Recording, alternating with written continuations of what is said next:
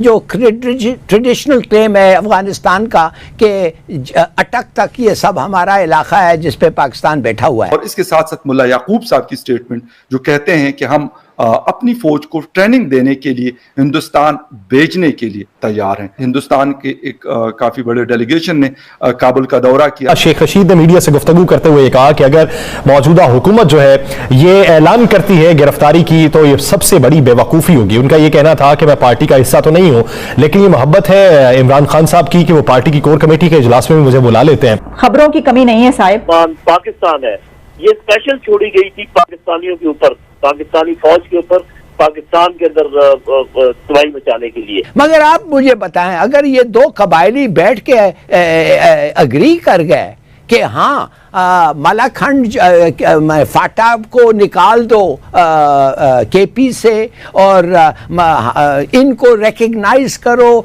इनको हथियार लेके ये फिर सकते हैं पाकिस्तान के अंदर, और मलाखंड में इस्लामिक लॉ ले आओ, उस किस्म का लॉ जो वो पहले होता था। दोस्तों स्वागत है आप लोग का INL न्यूज़ के एक और नए वीडियो में। दोस्तों जैसा कि आप लोग जानते हैं कि कल ही एक न्यूज़ आई थी जिसमें कि जो तालिबान है उसने साफ तरीके से कहा है कि अगर इंडियन आर्मी चाहेगी तो हम इंडियन आर्मी से ट्रेनिंग लेंगे। दोस्तों पहले भी अफगानिस्तान की जो आर्मी रही है वो इंडियन आर्मी से ट्रेनिंग लेती रही है और अपने देश की रक्षा करती रही है, लेकिन जब ये न्यूज़ सामने आया कि जो तालिबान है वो चाहता है कि जो भारतीय फ़ौज है उससे वो ट्रेनिंग ले, तब जो पाकिस्तानी एनालिस्ट हैं और ख़ास करके जो हिलाली है उनका रिएक्शन जो है वो बहुत ज़्यादा ख़तरनाक है, क्योंकि उनको बात ये पता है कि अगर तालिबान जो है वो भारत के साथ मिल जाएंगे तो फिर अफगानिस्तान वाले हालात हो जाएंगे। हालांकि भारत ने अभी इसका कोई रिप्लाई दिया नहीं है, लेकिन देखने वाली बात है कि भारत की तरफ से क्या रिप्लाई देता है। लेकिन इस पे पाकिस्तान में बहुत ज़्यादा चर्चे हो रहे हैं, पाकिस्तान में लगातार इन सब चीज़ों पे बात हो रही है कि आखिरकार जो तालिबान है वो पाकिस्तानी फ़ौज को छोड़कर इंडियन फ़ौज की तरफ क्यों देख रहे हैं, क्योंकि तालिबानियों को भी ये बात पता चल गई है कि जो फ़ौज एक छोटी सी TTP और BLA को नहीं रोक पा रही है वो क्या हमें सिखाएगी। यानी कि जो तालिबानी लोग हैं वो कैसे पाकिस्तान की आर्मी से मजाक कर रहे हैं, ये भी कहीं ना कहीं इस स्टेटमेंट में देखने को मिलता है। तो दोस्तों पहले चलिए वीडियो में आएंगे और बढ़ते हैं और देखते हैं कि पाकिस्तानी मीडिया और जो हिलाली है उसका इन सब चीज़ों पे और क्या क्या कहना है। तालिबान से मुज़ाकरात की एक दफ़ा फिर से बाज़गश्त है और ये कहा जा रहा है कि मुज़ाकरात हो रहे हैं और कोई मुआहदे के भी शायद करीब है। पाकिस्तान ये चाहता है एज ए रियासत कि TTP अपनी मुसल्लह जद्दोजहद को तर्क कर दे। TTP की कुछ अपनी डिमांड्स हैं, वो उनके साथ क्या पाकिस्तान के साथ मुज़ाकरात में कर भी लेगी, मुआहदा भी कर लेगी, तो क्या उसको फिर पूरा भी करेगी। बहुत सारे सवालात हैं इसको लेकर। मुज़ाकरात हो रहे हैं, वो बेसिकली किन 2-3 अहम पॉइंट्स हैं जिनको हम जहन में रख के बातचीत कर रहे हैं। जी बहुत शुक्रिया। पहली बात तो ये है कि ये तो एक बैनुल-अक़वामी हकीकत है कि अमन जंग से हमेशा बेहतर ऑप्शन है। साफ ज़ाहिर है आपने ये देखना होता है कि उसके लिए आपने क्या कीमत अदा करनी है।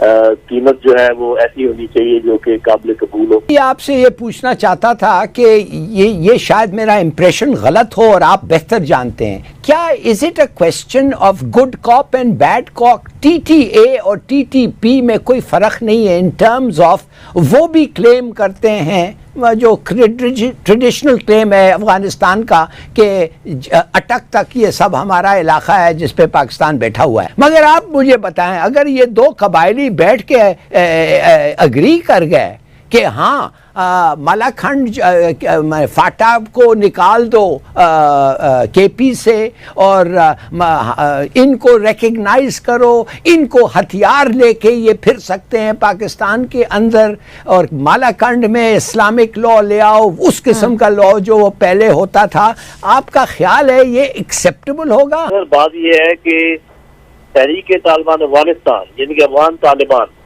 वो लड़ रहे थे अपने मुल्क की आज़ादी की खातिर, और उनके वसाइल जो थे वो जिस तरीके से भी आ रहे थे, लेकिन वो किसी भी तरीके से साफ ज़ाहिर है कि अमेरिका या उनके वसाइल नहीं वो इस्तेमाल कर रहे थे, कर नहीं सकते थे। ये जो तहरीक तालिबान पाकिस्तान है ये स्पेशल छोड़ी गई थी पाकिस्तानियों के ऊपर, पाकिस्तानी फौज के ऊपर, पाकिस्तान के अंदर तबाही मचाने के लिए।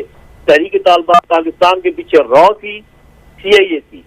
अब उनके क्या मुकासद थे ये फिर हम किसी वक्त कर सकते हैं, लेकिन ये इनके आपस में ताल्लुकात जरूर थे, अभी भी हैं। पाकिस्तान में तालिबान की हुकूमत कायम हुई थी तो आम ख्याल यही था कि पाकिस्तान में सिक्योरिटी के मसाइल बेहतर हो जाएंगे, क्योंकि पाकिस्तान ने अफगान तालिबान की मदद की थी तो हमेशा के लिए जब मदद करते रहे तो उन्होंने आम ख्याल यही था कि वो भी अब पाकिस्तान का ख्याल रखेंगे। पहली बात तो ये कि उन्हीं के ईमा पर ये बात हो रही है, वरना पाकिस्तान तो लड़ने को तैयार था और हमने कहा था कि हम जब तक इनको नीस्त नाबूद ना कर दें।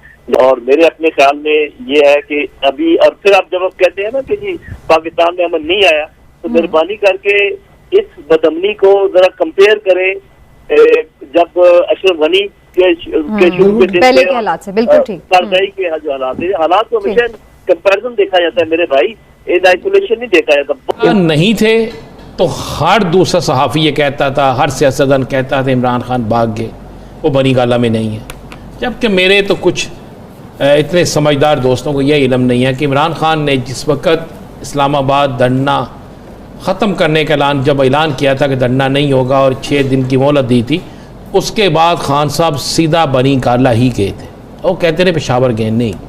पाकिस्तान की तारीख में ऐसा कम ही हुआ है कि इतनी अहम कोई शख्सियत सियासी तौर पर हो और उसको ललकारा जा रहा हो, जान का खतरा हो और वहीं पर वो पहुंच जाए जहां से उनको धमकी मिल रही हो।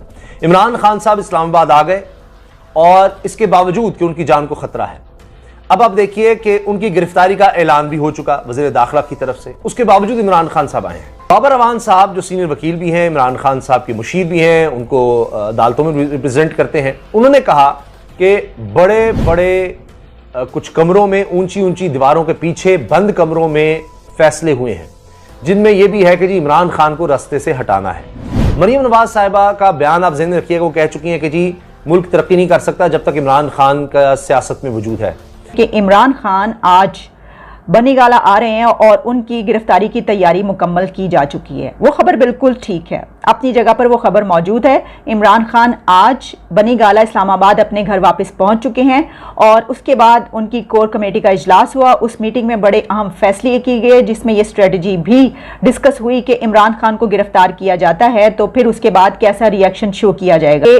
वो तमाम कारकुन सपोर्टर्स पीटीआई के वो इमरान खान की गिरफ्तारी की खबर सुनकर घर पे ना बैठें बल्कि फौरी तौर पर रिएक्शन शो करें। तो क्या पूरे मुल्क से इमरान खान के सपोर्टर्स बनी गाला की तरफ जाना शुरू हो जाएंगे जैसे इमरान खान की गिरफ्तारी की खबर आएगी? क्योंकि गिरफ्तारी तो तय पा चुकी है, दिल का जाना ठहर गया है।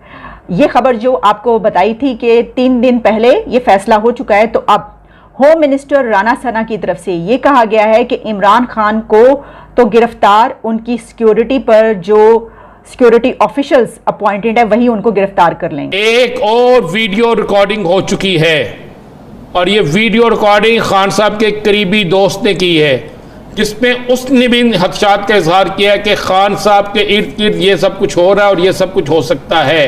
आपको पता है कि जो सरकारी खान साहब को सिक्योरिटी दी गई है उस सारी सरकारी सिक्योरिटी जो है उसमें एक शख्स पर भी खान साहब की टीम एतबार नहीं कर रही। पता है आपको, एक खदशा तो यह भी था कि कोई सरकारी मुलाजम जो है उसकी जगह किसी को इस्तेमाल किया जा सकता है। लेकिन इमरान खान की अगर खुदा ना खास्ता, अल्लाह ना करे इमरान खान की जान को कोई नुकसान होता है यासर, तो ये पाकिस्तान के लिए सबसे मुश्किल और सबसे खौफनाक मरहला होगा।